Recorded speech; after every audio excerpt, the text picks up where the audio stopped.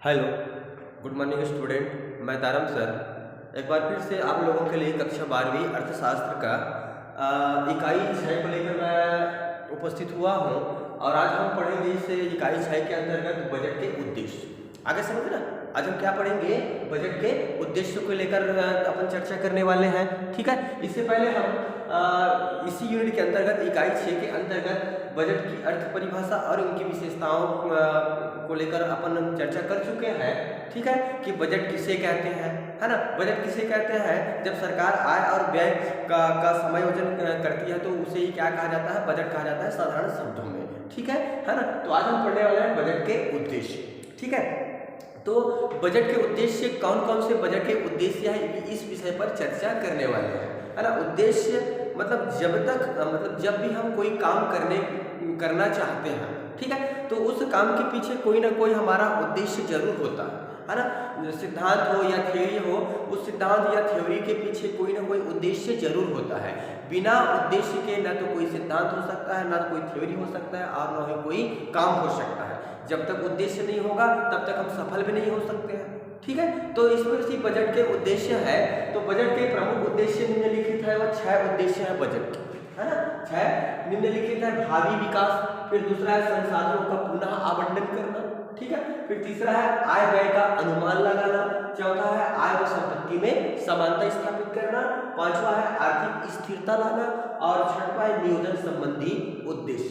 ठीक है, तो इन्हीं उद्देश्य को लेकर आज हम विस्तार से चर्चा करने वाले हैं कि बजट में कौन कौन से उद्देश्य है और उन उद्देश्य की पूर्ति के लिए सरकार किस प्रकार से बजट का निर्धारण करती है। ठीक है, तो सबसे पहले करते हैं भावी विकास, अर्थात भविष्य की विकास, है ना। भविष्य जो हमारा जो भविष्य है उन पर मतलब विकास करना। ठीक है ना। तो क्या बोलते हैं भावी विकास में, क्या बोलते हैं, देखो यहाँ बजट का उद्देश्य भावी परिस्थितियों को ध्यान में रखते हुए, है ना, या ध्यान में रखकर विकास कार्यक्रमों का निर्माण करना होता है ना। बजट का उद्देश्य क्या होता है, भविष्य की आवश्यकताओं को ध्यान में रखकर या भावी आवश्यकताओं को ध्यान में रखकर क्या करना होता है, बजट का निर्माण करना होता है।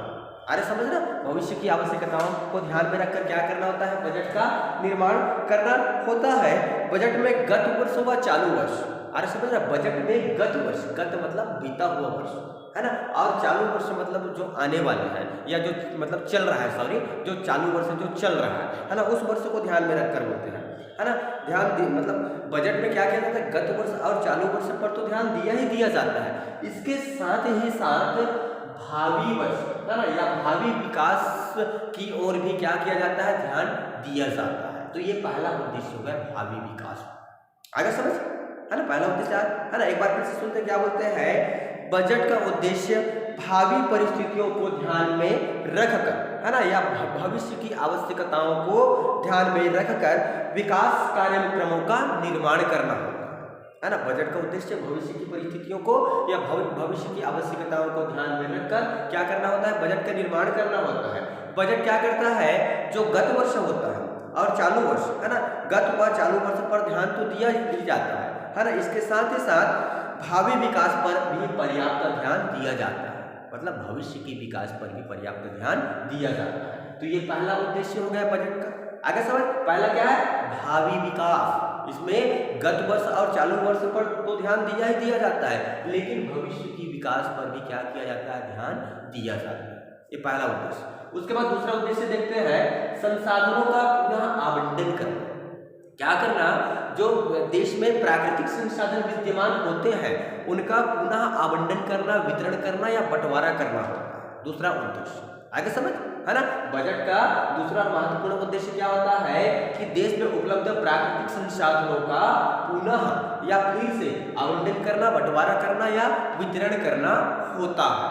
आगे समझ, है ना। क्या बोलते हैं, एक बार सुनते, देखो, कई बार बाजारी शक्तियां संसाधनों के कुशलतम आवंटन में विफल रहती है ना। बाजारी शक्तियों के कारण, बाजारी शक्तियां मतलब बाजार में कई बार तेजी व मंदी आती रहती है, ठीक है, तेजी व मंदी आती रहती है। तो वही बाजारी शक्तियों के कारण क्या होता है, प्राकृतिक संसाधनों का कुशल आवंटन विफल रहती है, या कुशल आवंटन या वितरण या डिस्ट्रीब्यूशन नहीं हो पाता है ना। सरकार बजट के माध्यम से राष्ट्र के संसाधनों को है ना, सरकार क्या करती है, बजट के माध्यम से राष्ट्र के या देश के प्राकृतिक संसाधनों को सामाजिक व आर्थिक हितों के अनुसार आवंटित करने का प्रयास करती है ना। जो देश में उपलब्ध प्राकृतिक संसाधन है उसको सामाजिक व आर्थिक हितों के अनुसार आवंटित करने का प्रयास करती है। जैसे हानिकारक वस्तुओं पर, मतलब हानिकारक वस्तुओं या मादक वस्तुओं पर क्या करती है सरकार, अधिक टैक्स लगाती है ना। मादक वस्तुओं पर सरकार अधिक टैक्स लगाती है और जो कल्याणकारी वस्तुएं होती है उस पर सरकार कम टैक्स लगाती है ना। इनका उद्देश्य क्या होता है, संसाधनों का पुनः आवंटन करना। आगे समझ, है ना। तो ये दूसरा पॉइंट है क्या, संसाधनों का पुनः आवंटन करना, वितरण करना या बंटवारा करना, है ना। कैसे बंटवारा करना, है ना। कई बार होता क्या है कि बाजारी शक्तियों के कारण या बाजार में तेजी व मंदी आती रहती है ना, या है ना, जिसके कारण क्या होता है कि प्राकृतिक देश में उपलब्ध प्राकृतिक संसाधनों का आवंटन या वितरण ठीक ढंग से नहीं हो पाता है।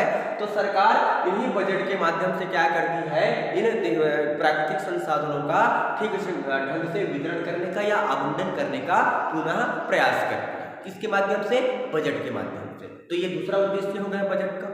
आगे समझ, है ना। पहला उद्देश्य क्या है, भावी विकास, दूसरा उद्देश्य है संसाधनों का पुनः आवंटन करना। आगे समझ, ठीक है। अब हम तीसरा देखते हैं, आय व्यय का अनुमान लगाना, है ना, आय व्यय का अनुमान लगाना, ठीक है। तो तीसरा उद्देश्य है बजट का, सरकार है ना, बजट का तीसरा उद्देश्य है आय और व्यय का क्या करना, अनुमान लगाना। अनुमान किस प्रकार लगाती है सरकार कि हमको इस वर्ष कितनी आय की प्राप्ति होगी और इस आय को कौन कौन से मदों पर और किस प्रकार क्या करना है, हमको व्यय करना है ना। ये मतलब अनुमान सरकार लगा लेती है। तो ये है बजट का तीसरा उद्देश्य, आय और व्यय का क्या करना, अनुमान लगाना, है ना। तो क्या बोलते हैं, देखो यह बजट के आधार पर देश की कुल आय एवं कुल व्यय का अनुमान लगाया जाता है ना। बजट के आधार पर ही सरकार क्या करती है कि देश के कुल आय, है ना, कितनी आय की प्राप्ति होगी, है ना, और कुल व्यय मतलब इस आय को किस प्रकार और कौन कौन से मदों पर व्यय करना है ना, इस बात का अनुमान बजट के माध्यम से ही या बजट के आधार पर ही सरकार लगाता है। तथा आय प्राप्ति के साधनों की खोज की जाती है ना। तथा इसके साथ साथ यदि आय की प्राप्ति कम हो रही है ना, तो हम कहां कहां से और आय प्राप्त कर सकते हैं, इन साधनों की क्या की जाती है, खोज की जाती है। आगे समझ, तो ये क्या हो गया, तीसरा उद्देश्य हो गया बजट का आय व्यय का अनुमान लगाना, ठीक है, ये है। उसके बाद चौथा देखते हैं पर आय व संपत्ति में समानता स्थापित करना, है ना। क्या करना, आय व संपत्ति में समानता स्थापित करना, है ना। तो बजट का और चौथा और महत्वपूर्ण उद्देश्य होता है कि जो आय और संपत्ति है ना, जो अमीरी और गरीबी है ना, उनमें क्या करना, समानता लाने का भी प्रयास करती है सरकार। किस प्रकार बजट के माध्यम से समानता लाने का प्रयास करती है कि जो अमीर वर्ग है उन पर ऊंची दर से कर लगाती है और गरीब वर्ग पर, है ना, कर मुक्त कर देती है या तो नीची दर से कर लगाती है ना। इस प्रकार से आय व संपत्ति में समानता स्थापित करने का प्रयास करती है। किसके माध्यम से, बजट के माध्यम से, है ना। तो आय मतलब समानता स्थापित करना या समानता लाना भी बजट का चौथा और महत्वपूर्ण उद्देश्य है। आगे समझ, है ना। पहला उद्देश्य क्या है, भावी विकास, दूसरा उद्देश्य संसाधनों का पुनः आवंटन करना, तीसरा उद्देश्य आय व्यय का अनुमान लगाना, है ना। आय और व्यय का क्या करना, अनुमान लगाना। चौथा उद्देश्य है आय व संपत्ति में क्या करना, समानता लाना, है ना, या समानता स्थापित करना, ठीक है। तो इसको कैसे डील करेंगे, आय व संपत्ति में समानता स्थापित करना को, है ना। बजट का चौथा महत्वपूर्ण उद्देश्य यह है कि सरकार आय व संपत्ति में क्या करती है, समानता स्थापित करने का प्रयास करती है ना, समानता लाने का प्रयास करती है। इसके लिए सरकार क्या करती है कि अमीरों पर ऊंची दर से कर लगाती है। आगे समझना, इसके लिए सरकार अमीरों पर ऊंची दर से कर लगाती है और गरीबों को क्या कर देती है, कर मुक्त कर देती है या गरीबों पर नीची दर से कर लगाती है। इस प्रकार मतलब समानता लाने का प्रयास करती है सरकार। आगे समझ, ठीक है। तो ये चौथा हो गया। इसके बाद हम पांचवा देखते हैं आर्थिक स्थिरता, है ना, आर्थिक स्थिरता मतलब आर्थिक जगत में स्थायित्व लाना या स्थिरता कायम करना भी बजट का क्या है, पांचवा और महत्वपूर्ण उद्देश्य है ना। क्या लिखेंगे इसको, कैसे डील करेंगे, है ना। बजट का पांचवा और महत्वपूर्ण उद्देश्य मतलब आर्थिक जगत में या देश में क्या करना है, जो तेजी व मंदी की समस्या आती रहती है ना, जो व्यापार चक्र की समस्या आती रहती है ना, उनमें स्थिरता लाना है या स्थिरता को क्या करना है, कायम करना है बजट के माध्यम से। आगे समझ, तो ये पांचवा और महत्वपूर्ण उद्देश्य है ना, क्या कि अर्थव्यवस्था में क्या करना है, स्थिरता लाना या स्थिरता कायम करना पांचवा महत्वपूर्ण उद्देश्य है। जो तेजी व मंदी है ना, या लगातार कीमतें बढ़ती रहती है ना, या कीमतें गिरती रहती है, इस प्रकार की समस्या ना हो करके उसमें क्या करना है, स्थिरता लाना है ना। तो ये पांचवा उद्देश्य हो गया। ठीक है, अब छठवां उद्देश्य देखते हैं, नियोजन संबंधी उद्देश्य। नियोजन मतलब होता है प्लान तैयार करना, प्लानिंग तैयार करना या नियोजन बनाना। ठीक है, तो नियोजन संबंधी उद्देश्य भी होते हैं। ठीक है, तो क्या बजट के छठवां और महत्वपूर्ण उद्देश्य नियोजन संबंधी होते हैं। सरकार नियोजन या प्लानिंग से संबंधित बहुत सारे प्लान तैयार करते हैं। क्या बोलते हैं, देखो यार, नियोजन संबंधी उद्देश्य में बजट का उद्देश्य नियोजन से संबंधित होता है ना। बजट का उद्देश्य क्या होता है, नियोजन से संबंधित होता है। और जो भी बजट बनाया जाता है उसमें योजना को भी क्या किया जाता है, सम्मिलित किया जाता है। अरे समझना है ना, जो भी बजट तैयार किया जाता है या बजट बनाया जाता है उसमें योजना या प्लानिंग को भी क्या किया जाता है, सम्मिलित किया जाता है।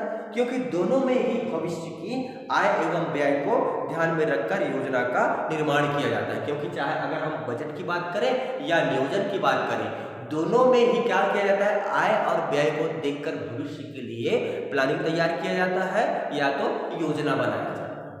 आगे समझ, ठीक है। तो ये है बजट के 6 उद्देश्य जो कि काफी इंपॉर्टेंट है ना। क्या पहला उद्देश्य क्या है, भावी विकास। दूसरा है संसाधनों का पुनः आवंटन करना। तीसरा है आय व्यय का अनुमान लगाना। चौथा है आय व संपत्ति में समानता स्थापित करना। पांचवा है आर्थिक स्थिरता कायम रखना या बनाए रखना। और छठवां है नियोजन संबंधी उद्देश्य। ठीक है, तो बस आज के लिए इतना ही।